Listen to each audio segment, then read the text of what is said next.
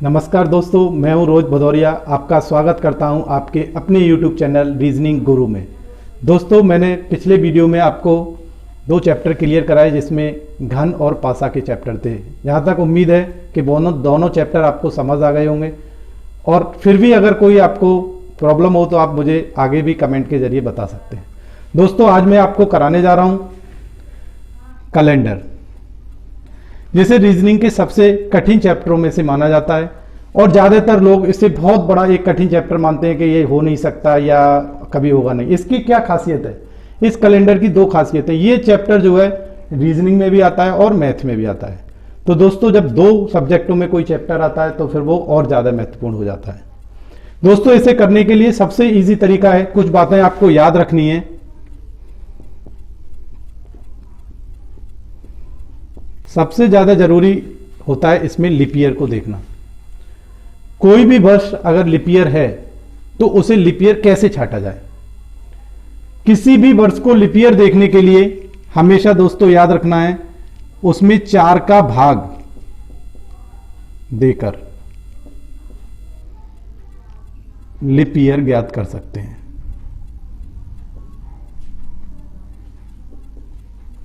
Leap वर्ष ज्ञात कर सकते हैं।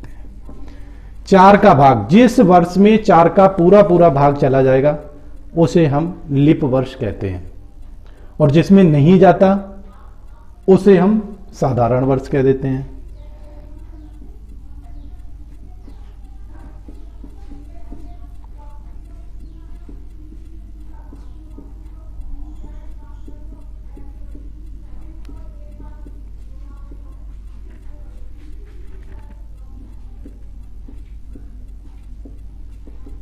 साधारण वर्ष कहते हैं।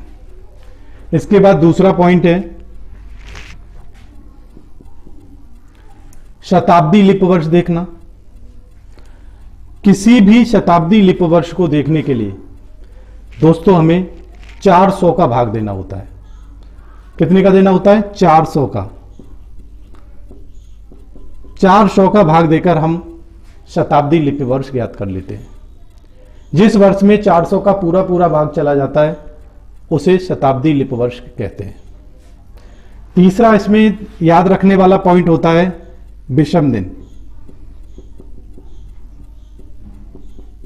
विषम दिन दोस्तों, विषम दिन देखने के लिए, या इंग्लिश में हम लोग इसे रिमाइंडर कह देते हैं, विषम दिन देखने के लिए सबसे ज्यादा जरूरी होता है किसी भी या कितने भी दिनों में 7 का भाग देना। जो दिन शेष बचते हैं वो विषम दिन कहलाते हैं। 7 का भाग देकर दिन शेष बचते हैं वो विषम दिन कहलाते हैं। तीसरी और इसके आगे आपको ध्यान रखने वाली बात होती है,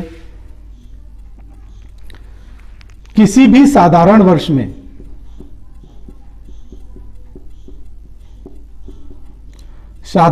में विषम दिन की संख्या होती है 1। हमेशा ध्यान रखना।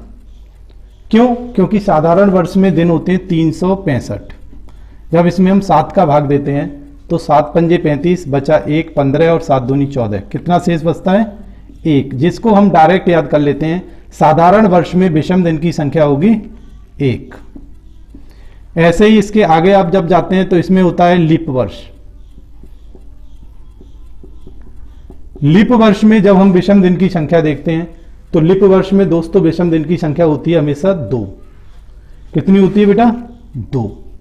क्यों? क्योंकि लीप वर्ष में आपके दिनों की संख्या होती है 366, और इसमें जब हम 7 का भाग देते हैं तो 7 पंजे 35, बचा 1 16, 7 दूनी 14। कितना शेष बचा दोस्तों?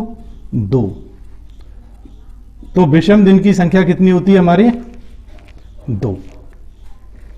ये कुछ इंपॉर्टेंट बातें हैं जो आपको पूरे कैलेंडर में ध्यान रखनी होंगी। अगर आपने इन चीजों को ध्यान रखा तो मुझे यहां तक पूरा विश्वास है कि आप इस पूरे कैलेंडर चैप्टर को मात्र इन 4-5 पॉइंटों से सॉल्व कर सकते हैं, जो रीजनिंग का सबसे कठिन चैप्टर माना जाता है और जिसका अभी आने वाली परीक्षा यूपीएसआई में सबसे ज्यादा महत्वपूर्ण योगदान है। क्यों? क्योंकि ये मैथ में भी आता है। जैसे 2011 की यूपीएसआई की परीक्षा या 2016 की यूपीएसआई की परीक्षा में ये मैथ में भी आया और रीजनिंग में आया, तो कितना फायदा हुआ हमें? 2 क्वेश्चन का। इसके आगे दोस्तों आपको ध्यान रखना है,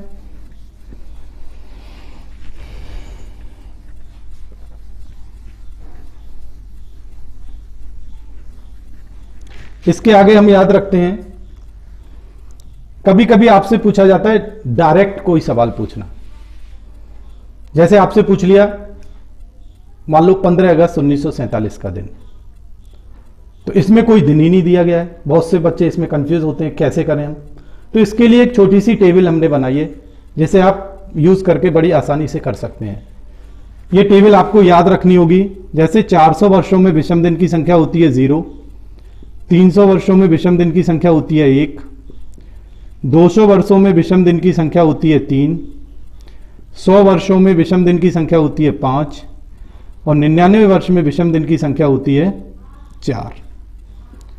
अगर आपने इस टेबल को दोस्तों याद कर लिया, तो आप आने वाले या गुजरे हुए वर्ष के कोई भी दिन को बड़ी आसानी से ज्ञात कर सकते हैं, जिसका मैं प्रयोग करके आपको बताऊंगा भी।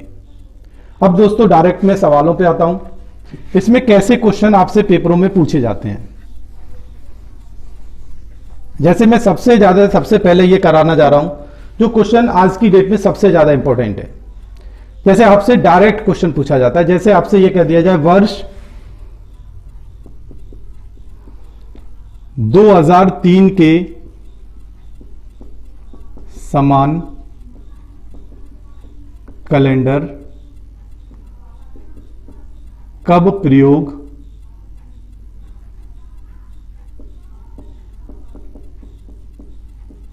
होगा।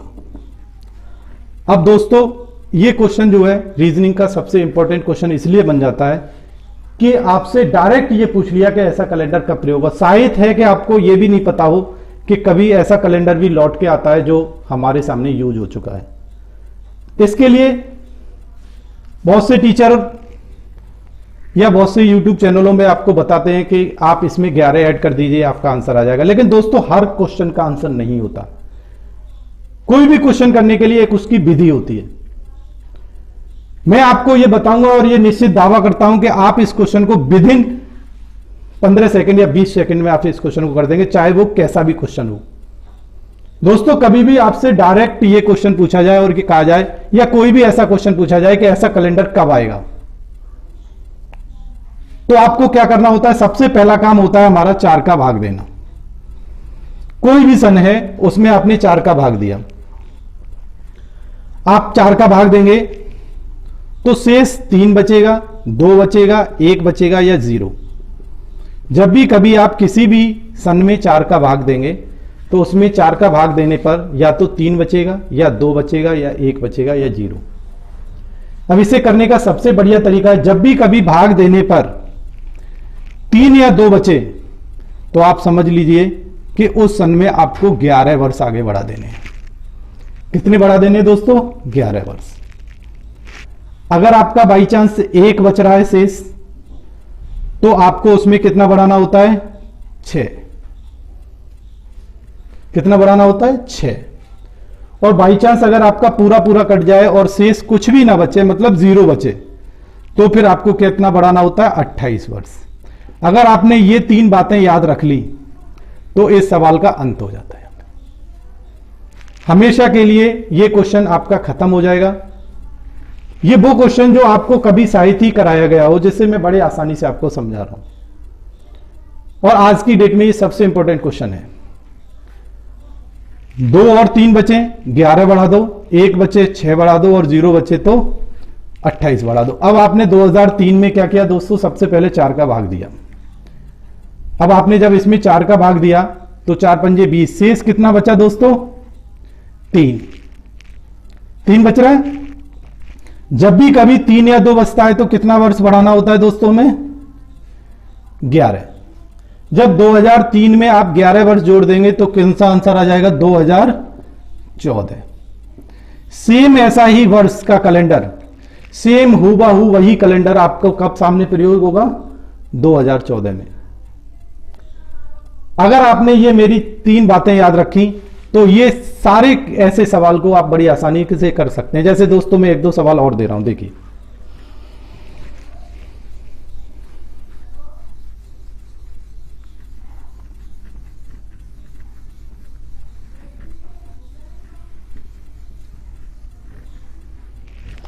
जैसे आपसे ये क्वेश्चन कहा गया, एक क्वेश्चन है वर्ष 2007 के समान कैलेंडर प्रयोग होगा। ऐसे ही एक आपसे कह दिया गया वर्ष 1996 के समान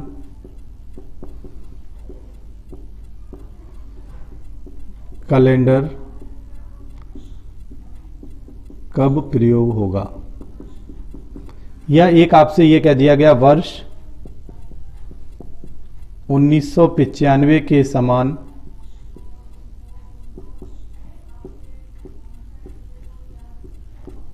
कैलेंडर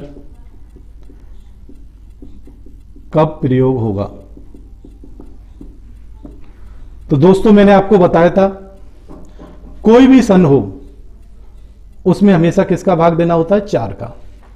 आपने सबसे पहले इसमें 4 का भाग दिया, 4 पंजे 20 बचा 7, 4 एकम 4, कितना शेष बच रहा है दोस्तों, 3। और जब भी कभी 3 या 2 बचता है तो उसमें आगे कितना जोड़ना होता है, 11, जो मैंने पीछे टेबल में लिखा दिया। अब आप 2007 में अगर 11 जोड़ देंगे तो कितना हो जाएगा, 2018। सेम ऐसा ही कैलेंडर आपका कब प्रयोग किया जाएगा, 2018 में। ऐसे ही मैंने आपको दिया यहां पे 4 का भाग देके, 4 चौक 16 बचा 3, 39, 4 निम 36 बचा 3 और 36, 4 निम 36, पूरा कट गया तो क्या बचा दोस्तों, 0। और जब 0 बचता है तो कितना बढ़ाना होता है, 28 वर्ष। अब 1996 में जब आप 28 वर्ष जोड़ेंगे तो हो जाएगा 2024। सेम ऐसे ही कैलेंडर, कोई भी लिप ईयर का कैलेंडर आप देखेंगे तो उसमें आपको 28 वर्ष ही जोड़ने होंगे। इसके आगे आपने फिर इसमें 4 का भाग दिया, 4 चौक 16 बचा 3, 39, 4 निम 36 बचा 3, 35, 4 अट्टे 32, कितना बचा, 3। जब भी कभी 3 बचेगा तो कितना बढ़ेगा दोस्तों, 11। अब आप इसमें बेटा आप 11 ऐड कर देंगे तो कितना हो जाएगा, 2006। 2006 का कैलेंडर सेम ऐसा ही कैलेंडर होगा। तो मेरे ख्याल से आपने ये डायरेक्ट ऐसा कैलेंडर कब प्रयोग होगा आपके जीवन में या आने वाले समय में आप आसानी से निकाल सकते हैं। अगर दोस्तों मेरा वीडियो आपको पसंद आ रहा हो तो आप इसे सब्सक्राइब करिए और मुझे कमेंट करते रहिए। आगे देखिए, इसे रफ कर देते हैं।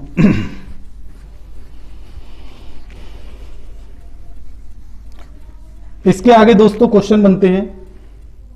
अभी तो आपसे पूछा गया ऐसा कैलेंडर कब प्रयोग होगा। अब आपसे क्वेश्चन पूछा जाएगा डायरेक्ट कोई दिन, जो आपको बताना होगा वो आपसे पिछले वर्षों का भी हो सकता है और आने वाले समय का। अगर दोस्तों आपने ये निकालना सीख लिया तो आप आने वाला कैलेंडर बना सकते हैं, आने वाले कोई भी दिन, पिछले दिन भी बता सकते हैं। आप अपना भी डेट ऑफ बर्थ बता सकते हैं, अपने पापा की, अपनी माँ की, दादी की, किसी की भी डेट ऑफ बर्थ का दिन बता सकते हैं। जैसे आपसे भाई ये कह दिया गया 15 अगस्त 1947 का दिन ज्ञात करो। अब इसमें दोस्तों कोई दिन तो दिया नहीं है, तो आपको क्या करना है, मैंने आपको डायरेक्ट सवाल कराने के लिए एक टेबल दिखाई थी जिसमें 400 में 0, 300 में 1, 200 में 3, 100 में 5 और 99 में 4 होते हैं। सबसे पहला कभी भी ऐसा सवाल आए तो आपको क्या करना है, सबसे पहले 400 का भाग देना है। आपने इसमें 400 का भाग वहां तक देना है जहां तक 400 का जाता है, और 400 से जो भी डिजिट कटती जाएगी उसके आगे क्या आएगा दोस्तों, 0। आपने इसमें 400 का भाग दिया तो आपका भाग कहां तक गया दोस्तों, 1600 तक। तो 1600 में क्या हो गया, 0। सबसे पहला काम हमारा है कि गुजरे हुए वर्ष को क्लियर करना। तो फिर उसके बाद आपने देखा गुजरे हुए वर्ष रह गए 300। अब 300 में हमारी टेबल के अनुसार कितना आता है, 1। तो आपने यहां पे क्या कर दिया, 1। इसके बाद हमारे गुजरे हुए वर्ष रह गए 46। कितने रह गए दोस्तों? 46। अब जो हमारी टेबल है वो 400 से लेकर 99 वर्षों तक तो बताती है, लेकिन उसके पीछे अगर कोई वर्ष है तो इनमें हमें लीप ईयर देखने पड़ेंगे। लीप ईयर देखने के लिए क्या करते हैं दोस्तों, हमने पिछले अभी बताया आपको कि 4 का भाग देते हैं, तो 4 एकम 4 और 4 एकम 4, कितने लीप ईयर हुए? 11। आप कुल वर्षों को और लीप ईयर को जोड़ देते हैं, तो 46 और 11 को जोड़ा तो कितना हुआ? 57। कितना हुआ दोस्तों? 57। विषम दिन देखने के लिए हमने आपको बताया कि 7 का भाग देना होता है। अब आपने जब 57 में 7 का भाग दिया तो 7 अट्टे 56, कितना शेष बच रहा है दोस्तों? 1। तो 46 वर्षों में विषम दिन की संख्या कितनी हुई? 1। अब हमारा 47वां वर्ष जो चल रहा है, जिसमें अभी 15 अगस्त हुआ है, खाली क्या हुआ है दोस्तों? 15 अगस्त। बहुत इंपॉर्टेंट सवाल है, डायरेक्ट सवाल आप निकाल सकते हैं इससे। आपने क्या किया? सबसे पहले 1947 में 4 का भाग दिया, जिससे कि आपको यह पता चल जाए कि ये लीप ईयर तो नहीं है। जैसे 4 चौक 16, 3 34 हो गया, 4 अट्ठे 32, नहीं कट रहा, तो ये कैसा वर्ष है? साधारण वर्ष। बेसिकली साधारण वर्ष और लीप ईयर में सिर्फ एक ही अंतर होता है दोस्तों, साधारण वर्ष में फरवरी 28 तारीख की होती है और लीप वर्ष में फरवरी 29 की होती है, जिसे हम लोग हिंदी में अपने गांव में लौंद की साल भी कह देते हैं। अब ये साधारण वर्ष है, तो आपको क्या है कि जनवरी से अगस्त तक जाना है। तो आप जनवरी में क्या करेंगे? जनवरी होता है 31 का, 31 में जब हम 7 का भाग देते हैं तो विषम दिन कितना बचता है? 3। तो आपने जनवरी में कर दिया 3।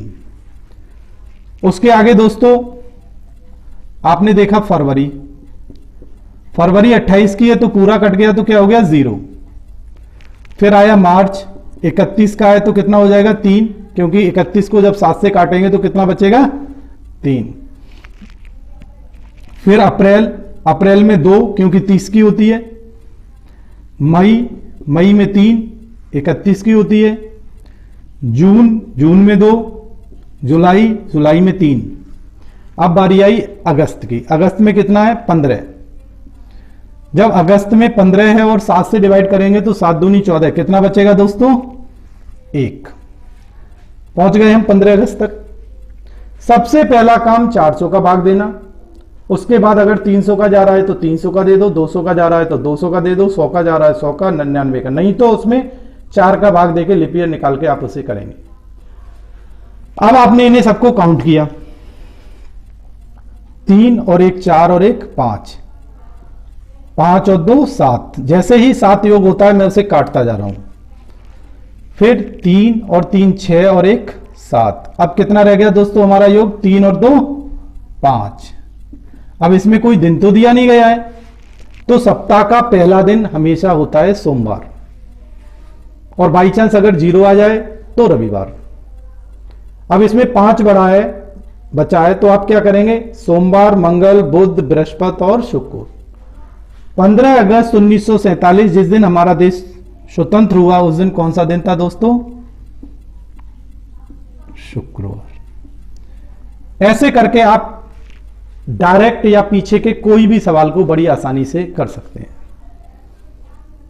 फिर एक बार बता देता हूं, सबसे पहले आपको 400 का भाग देना है, उसके बाद 300 का अगर जा रहा है तो 300 का, 200 का जा रहा है तो 200 का, 100 का जा रहा है तो 100 का, 99 का जा रहा है तो 99 का, और अगर उससे कम है तो 4 का भाग देके लीप ईयर निकाल लो, और लीप ईयर को कुल वर्ष में जोड़कर 7 का भाग दे देते हैं हम। जो भी दिन शेष बचेंगे वो विषम दिन कहलाएंगे। दोस्तों जब भी कभी गलती होगी आपको यहां पे होगी, तो इस पॉइंट को हमेशा ध्यान से समझ लो। सबसे पहले आप लीप ईयर निकालेंगे, लीप ईयर को कुल वर्षों में जोड़ेंगे और उसके बाद 7 का भाग देके विषम दिन ज्ञात करेंगे। मुझे उम्मीद है कि आपने ये क्वेश्चन समझ लिया होगा। ऐसा एक क्वेश्चन और कराता हूं, देखो दोस्तों,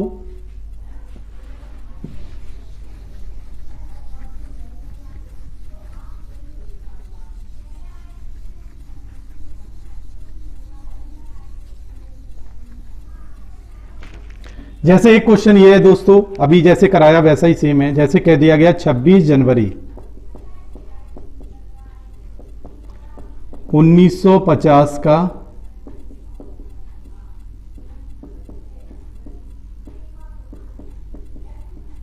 दिन ज्ञात करो। 26 जनवरी 1950 का दिन ज्ञात करो। तो दोस्तों सबसे पहले मैंने आपको बताया कि जो भी सन हो उसमें आप 400 का भाग देंगे। जब आपने 400 का भाग दिया तो 400 का भाग अगर 1950 में दोगे तो कहां तक जाएगा? 1600 तक। 1600 में विषम दिन की संख्या कितनी हो गई? 0, जो 400 से 0 आ रही है। इसके बाद आपके गुजरे हुए वर्ष रह गए 349। तो 300 में हमारी टेबल के अनुसार क्या आता है दोस्तों? 1। अब आपके गुजरे हुए वर्ष हैं 49। 49 को हमारी टेबल बताती नहीं, तो जब इसे बताएगी नहीं तो आप क्या करेंगे? इसमें 4 का भाग देकर लिप ईयर देखेंगे। 4 एकम 4 और 4 दूनी 8। कितने लिप ईयर हुए दोस्तों? 12। ये पॉइंट सबसे इंपॉर्टेंट पॉइंट है इस चैप्टर का। जितने लिप ईयर आए उन्हें कुल वर्षों में जोड़ देते हैं। 49 में अगर आपने 12 जोड़ दिए तो कितना हो जाएगा आपका? 61। विषम दिन निकालने के लिए आपने 7 का भाग दिया, 7 अट्टे 56। कितना शेष बचा दोस्तों? 5। आपका सवाल क्लियर हो गया 1949 तक। 4 का भाग देकर जो लिप ईयर हो उसे कुल वर्षों में जोड़कर 7 का भाग दे देते हैं। यह चीज आपको ध्यान रखनी होगी। उसके बाद अब आपका सवाल क्लियर हो गया 1949 तक। और 50 में आपको खाली कहां पे आना है? जनवरी में। तो इसमें लिप ईयर का कोई मतलब ही नहीं है, क्योंकि लिप ईयर हमेशा फरवरी में अंतर डालता है। किसमें डालता है दोस्तों? फरवरी में। अब इसमें बारी आई है जनवरी की, तो कोई लिप ईयर का मतलब नहीं है। बस 26 तारीख में आप जब 7 का भाग देंगे तो 7 तिया कितना होता है? 21। कितना शेष बचा दोस्तों? 5। आप पहुंच गए 26 जनवरी 1950 पर। अब आप क्या करेंगे? इन सबको ऐड कर लेंगे। 5 और 5 10 और 1 11। विषम दिन का भाग देने के लिए 7 का भाग देते हैं। 7 एकम 7। कितना शेष बचा दोस्तों? 4। अब आपको मैंने बताया था कि कोई भी सप्ताह का प्रथम दिन होता है सोमवार। अब जब 4 दिन बचे तो आप सोमवार से अगर बढ़ाएंगे तो सोमवार, मंगल, बुध और गुरु। जिस दिन हमारा संविधान बनके तैयार हुआ उस दिन दोस्तों क्या दिन था? गुरुवार। इसके आगे आप अगर कोई भी डेट ऑफ बर्थ निकालें, चाहे अपनी निकालें, चाहे अपने पापा की निकालें, चाहे कोई भी हिस्टोरिकल डेट हो, आप यही तरीका प्रयोग करेंगे। और बाई चांस अगर आप ये तरीका प्रयोग नहीं कर पा रहे तो आप मुझे कमेंट के जरिए बताएंगे, जिसकी सारी प्रॉब्लम मैं आगे इसी चैप्टर का जो दूसरा पार्ट आएगा उसमें क्लियर करूंगा। इसके आगे देखिए दोस्तों एक और तरीके का सवाल।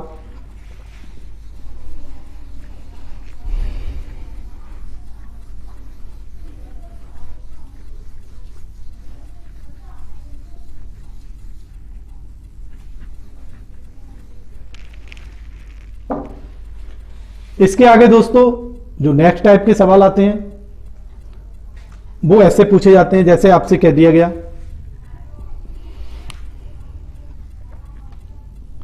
25 मार्च 1992 को शुक्रवार था, तो 31 जुलाई 1992 का दिन ज्ञात करो। 25 मार्च 1992 को शुक्रवार था, तो 31 जुलाई 1992 का दिन। अधिकतर टेस्टों में ऐसे क्वेश्चन आते हैं, जैसे आपने देखे जेल वार्डन का परीक्षा आने वाला है, एनटीपीसी का परीक्षा आने वाला है, एयरफोर्स में बाई ग्रुप की परीक्षा है, उनमें ज्यादातर ऐसे क्वेश्चन पूछे जाते हैं। इनमें दोस्तों कुछ नहीं करना, सबसे पहला काम होता है हमारा साल क्लियर करना। साल 1992 है दोनों तरफ, तो इसका मतलब साल में तो कुछ करना ही नहीं है क्योंकि 1992 ही है। इसके बाद होती है बारी हमारे महीने की। मार्च से कहां पे जाना है दोस्तों? हमें जुलाई में। अब आप उसी साल की जुलाई में अगर मार्च से जाएंगे तो आगे बढ़ के जाएंगे। अब आपको यह दोस्तों पता करना होता है कि कौन सा महीना 31 तारीख का होता है और कौन सा 30 का। वैसे मुझे पता है कि आप लोग जानते होंगे, लेकिन फिर भी अगर आप लोगों को पहचानने में दिक्कत आती हो तो आप ऐसे करके मुट्ठी बना सकते हैं। जो महीने आपके इन गांठों में आते हैं वो 31 तारीख के होते हैं, और जो गैप में जाते हैं वो 29 या 30 तारीख के। जैसे जनवरी 31, फरवरी 28 या 29, मार्च, अप्रैल, मई, जून, जुलाई और अगस्त दोनों 31 के होते हैं। ऐसे दोस्तों हमेशा ध्यान रखना। अब आपने देखा मार्च होता है 31 का। अब 25 मार्च का दिन दे दिया गया है, तो आप आगे बढ़ के ही तो जुलाई में जाएंगे। मार्च को कंप्लीट करेंगे, 31 में से 25 गया, कितना बचा दोस्तों? 6। मार्च कंप्लीट हो गया। मार्च के बाद आया अप्रैल, अप्रैल होता है 30 का, फिर मई 31, जून 30 और जुलाई का है 31। दोस्तों हम 31 जुलाई पर पहुंच गए। अब हमारा तीसरा काम यह है कि आप इन सारे नंबरों को काउंट कर 7 का भाग देंगे विषम दिन देखने के लिए। या तो आप इन सारे नंबरों को काउंट करें या इन्हीं नंबरों में 7 का भाग देकर इनमें विषम निकालने। जैसे 6 में तो 7 का जाएगा नहीं, तो ये तो अपने आप में विषम है। जैसे इसमें दिया 7 चौक 28, कितना बचा? 2। इसमें दिया 7 चौक 28, कितना बचा? 3। इसमें दिया 7 चौक 28 2, 7 चौक 28 3। दोस्तों निश्चित बात है नीचे वाले नंबरों को काउंट करने से ज्यादा आसान है ऊपर वाले नंबर काउंट करना, क्योंकि ऊपर वाले नंबर दोस्तों छोटे नंबर हैं। अब आपने इन्हें देखा, 6 और 2 8, 8 और 2 10 और 6 कितने हो जाएंगे? 16। विषम दिन देखने के लिए हमने आपको बताया 7 का भाग देते हैं, 7 दूनी 14। कितना बचा दोस्तों शेष? 2। जब भी कभी आपकी साल या महीना आगे बढ़ रहा हो और जो दिन शेष बचे उन्हें वास्तविक दिन से आगे बढ़ा देते हैं। जैसे 2 दिन बचा तो शुक्रवार से 2 दिन आगे बढ़ाओगे तो क्या हो जाएगा? शनिवार और रविवार। तो आपका क्या आंसर आया दोस्तों? रविवार। इस तरीके से आप एक साल के सारे सवाल बहुत आसानी से कर सकते हैं। सबसे पहले साल का अंतर देखो और फिर महीनों का अंतर,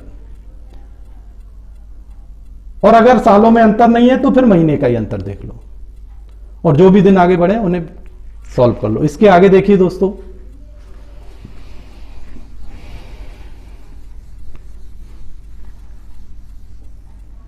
अब मैं आपको देता हूं सालों का अंतर।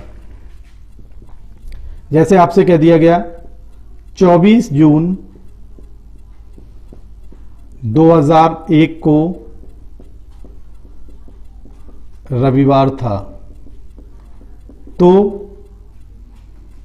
25 सितंबर 2010 का दिन, 25 सितंबर 2010। दोस्तों मैंने आपको बताया कि सबसे पहला काम सालों को कंप्लीट करना। आपने 2010 देखा और 2001। दोस्तों कितनी सालों का अंतर हुआ? 9। 10 में से 1 जाता है, कितना बचता है? 9। अब दूसरा हमारा क्वेश्चन यह बनता है कि इन 9 वर्षों में लीप ईयर कितनी है। तो लीप ईयर देखने के लिए मैंने बताया था किसी भी सन में 4 का भाग दे देते हैं, तो आप इसमें 4 का भाग देकर भी लीप ईयर ज्ञात कर सकते हैं। 4 दूनी 8। कितने लीप ईयर हुए दोस्तों? 2। उन लीप ईयर को कुल वर्षों में जोड़ देते हैं। 9 और 2 कितना हो गया? 11। विषम दिन देखने के लिए 7 का भाग दिया, 7 एकम 7, कितना बचा? 4। सवाल क्लियर हो गया हमारा। 24 जून 2001 से 24 जून 2010 तक। अब जून से दोस्तों कहां पे जाना है हमें? सितंबर में। जून होता है 30 का, 30 में से 24 गया दोस्तों तो कितना बचा? 6। जून कंप्लीट। जून के बाद जुलाई 31 का है, अगस्त 31 का है और सितंबर का पूछा है 25। हम दोस्तों पहुंच गए कहां पे? 25 सितंबर 2010 पर। मैंने आपको पिछले सवाल में भी बताया कि आप यहां पर भी डायरेक्ट 7 का भाग देकर विषम दिन निकाल सकते हैं। आपने 7 का भाग दिया, 7 चौक 28, 3 बचा, 7 चौक 28, 3 बचा, 7 21, 4 बचा। अब आप ये छोटे छोटे नंबर को आसानी से काउंट कर सकते हैं। जैसे 6 और 4 10, 10 और 3 13, 13 और 3 16 और 4 20। विषम दिन देखने के लिए क्या किया, 7 का भाग दिया, 7 दूनी 14, कितना शेष बचा दोस्तों, 6। अब आप क्या करेंगे, रविवार से 6 दिन आगे बढ़ा देंगे। जब आपने रविवार से 6 दिन आगे बढ़ाए तो सोमवार, मंगल, बुध, बृहस्पति, शुक्र और शनि। कौन सा दिन आ जाएगा दोस्तों, शनिवार। इस सवाल के बाद आप कैसे 3 तरीके के सवाल करना सीख गए। एक, ऐसा कैलेंडर का प्रयोग होगा। दूसरा, डायरेक्ट कोई भी दिन आपसे पूछ लिया जाए। और तीसरा, आपसे सालों का अंतर या महीने के अंतर के बाद कोई सवाल आगे बढ़ा के पूछे जाएं, उन्हें आप बड़ी आसानी से कर सकते हैं। दोस्तों, इसके आगे के जो सवाल हैं वो मैं अगली वीडियो में आपको दूंगा। अगर मेरी वीडियो आपको पसंद आई हो तो आप उसे सब्सक्राइब करिए। और एक और इंपॉर्टेंट बात दोस्तों, कभी भी आप मेरी अगर वीडियो देखें तो हमेशा याद रखिए आप डॉट पेन साथ लेके बैठिए, जिससे कि आपको यह क्वेश्चन करने में और समझने में मदद मिले। अगर आप डॉट पेन लेके नहीं बैठेंगे तो फिर उसे समझने में आपको दिक्कत होगी। अगर आपको मेरी वीडियो सही लगी हो तो दोस्तों उसे लाइक करिए, कमेंट करिए, सब्सक्राइब करिए। Thank you.